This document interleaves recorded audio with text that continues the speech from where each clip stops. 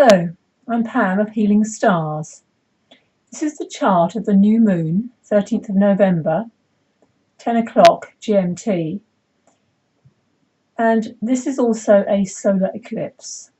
We won't see it in the UK, it'll be all occurring in Australia. The chart is also set with Aries as the rising sign over here, the first house, Aries. It's symbolic.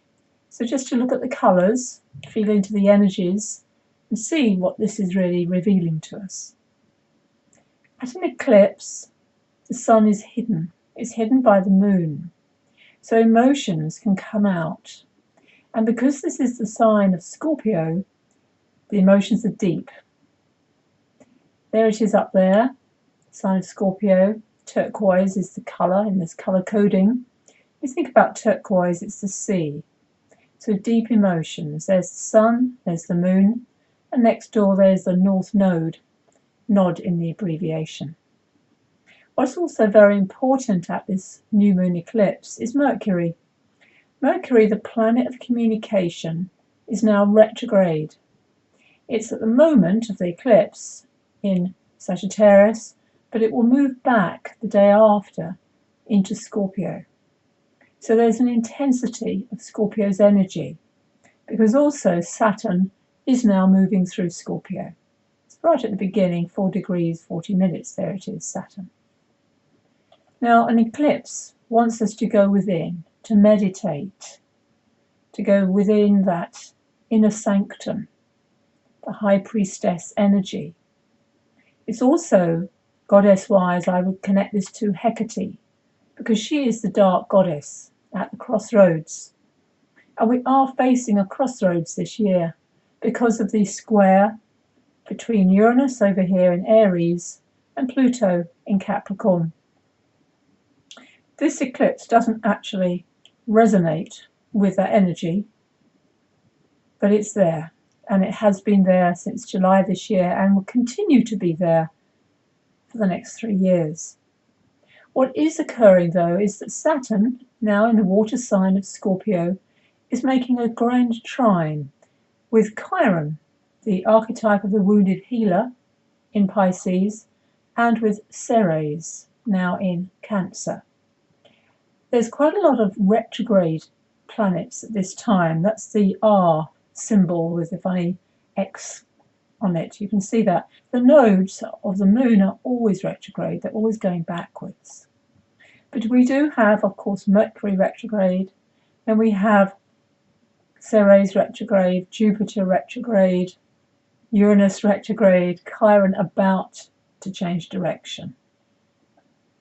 The flow of energy that you see, that triangle, that blue triangle, that is the healing water trine. Cancer is Ceres' natural sign, I believe, and she's the mother, Demeter. Chiron, the wound to our soul, the wound to our psyche, in the sensitive sign of Pisces.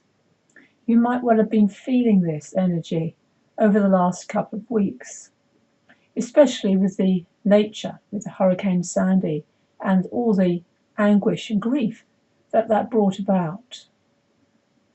Mars, notice, is also right up here in sign of Sagittarius, and as I write in my newsletter, Mars at the moment at 27 degrees of Sagittarius is on the Galactic Centre. The Galactic Centre is our sun's sun. It's a powerful place in space, a dark hole. But also, radio waves have been recorded coming from that place. This is what the Mayans knew about. And this is very significant because this is the year 2012 when the Mayan calendar ends. That doesn't mean life ends on Earth, but it does mean, I believe, that there is an awakening going on. An awakening to who we really are, our consciousness. Not everyone will hear the message, but maybe you, listening to this, are hearing that message. As light workers, because I believe that we are such people who are interested in astrology, in spirituality, metaphysics, we are ahead of the collective in many ways. So we often feel what's going on before the events actually occur. You might have felt very unsettled, especially as I said earlier, because Saturn is now in Scorpio and it's also trining Chiron. It will soon, of course, it has passed Neptune as well. But these are ultra-sensitive signs, picking up psychic energy, what's going on around you. Now, at an eclipse, the sun is temporarily darkened. It's in shadow. So there can be fear. And you might well feel that collective fear. Fear of the unknown, fear of change. Also fear of taking the next step. Something I know about in my work, that most of the time we go into a dark place, but we're actually going in order to give birth to ourselves. Now, the square of energy, it has been occurring from Mercury. That's the red line you see there at the top there. Mercury, Sagittarius, and Neptune in Pisces. This is the messages you might have heard that have disconcerted you, been uncomfortable, been wounding maybe. But the collective energy of the Sun and Moon in Scorpio, there is one difficult aspect there. That's across here to Uranus in Aries. Uranus in Aries wants to be the pioneer, wants to go first, but it can be rash, can make change for change's sake. And this is called, take a deep breath, a sesquiquadrate aspect. It's 135 degrees, and it's a frustration of action that eventually leads to a delayed achievement. So if you've been trying to move forward, trying to do new things, new projects, that's what you might have come across. Especially since Saturn, the moon has obviously moved across Saturn over the last couple of days. So you might have felt that frustration. The South Node in this chart, that's to do with past lives, that's to do with hidden things.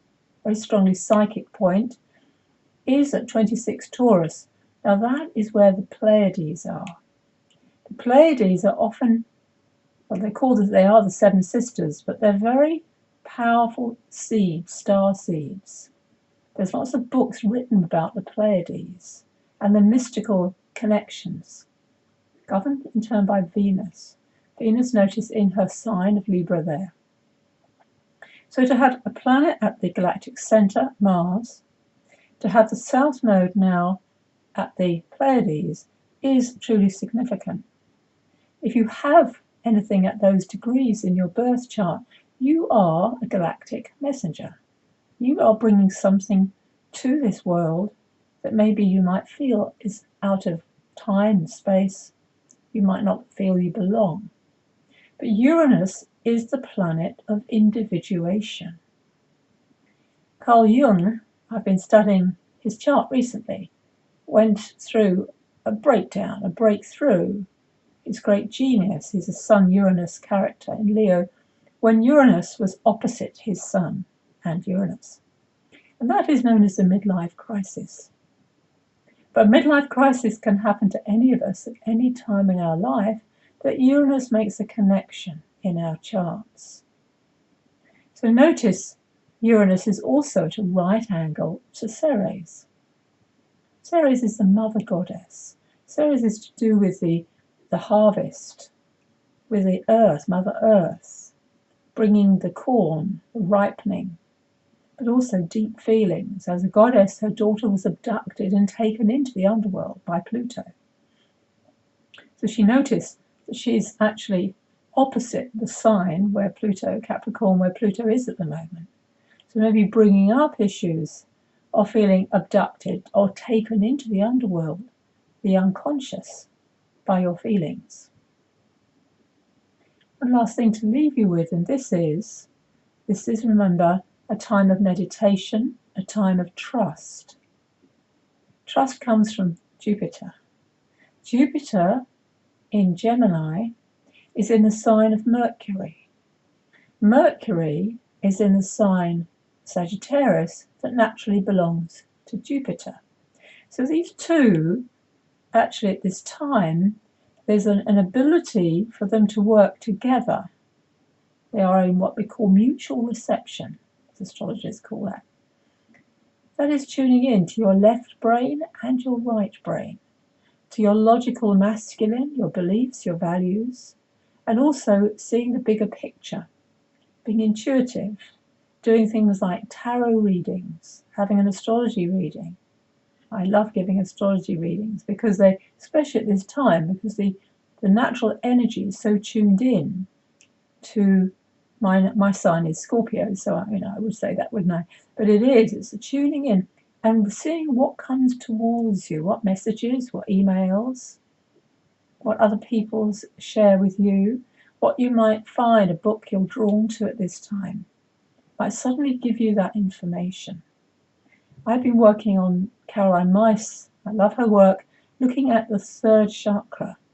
The third chakra is power. It's the power of the sun. The sun is where we shine. And that's going to be the theme of my workshop in December in preparation for 2012, 21st of December 2012, because we are now at that crossroads, each and every one of us. You might not be able to make my workshop, but you can certainly tune in to this energy over the next 3 days. New moon lasts for 3 days, and see what comes, as I said, what comes to you from the depths, from going within. I welcome your feedback. Sign up for my newsletter at www.healingstars.com, and you can also join my Facebook group. If you sign up, you'll get that link. Thank you.